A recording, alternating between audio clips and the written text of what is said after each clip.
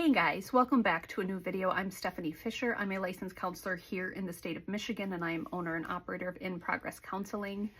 A baseline that in some situations I have to establish again and again with clients is that they do not owe me automatic trust when they come to see me.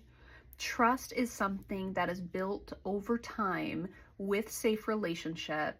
I'm not owed automatic trust just because I happen to be in the therapist chair in this room.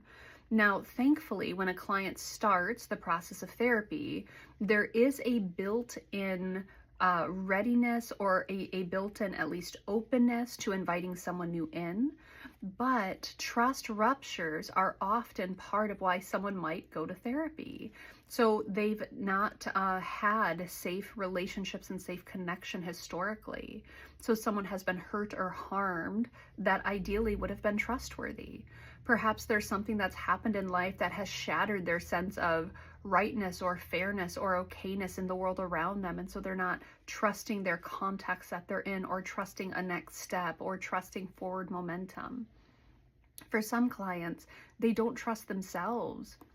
Something has happened where they have been betrayed, or they haven't seen something coming down the pike, and now they just don't trust their ability to advocate for themselves or to, have the skills built to do the next thing in front of them.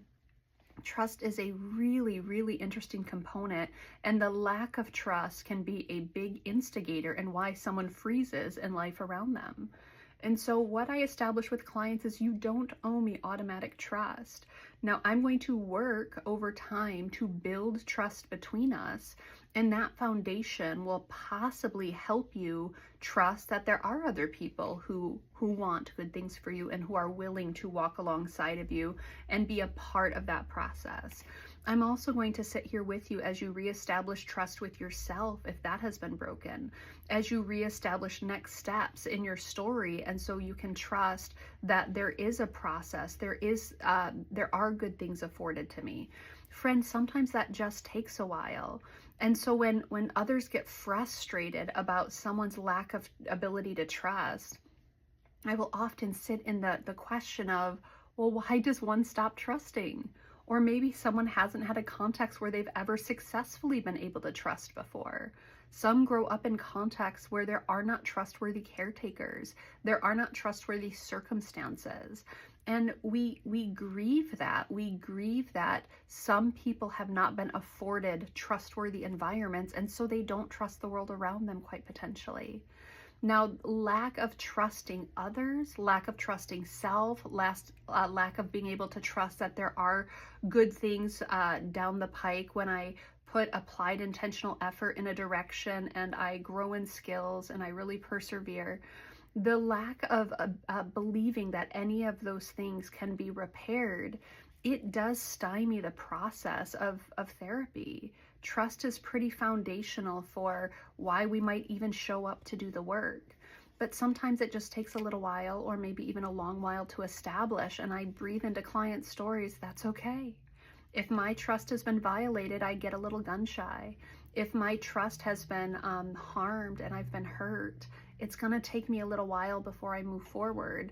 Now, I, Stephanie the therapist, am willing to sit here with you. I'm also willing to walk with you because I do believe that picking ourselves up and doing the next thing is how we actually learn to trust going forward. And by checking in on, am I around safe people? Do I have the skills developed? Am I trustworthy in how I conduct myself? Those are key pieces of some of the work we do.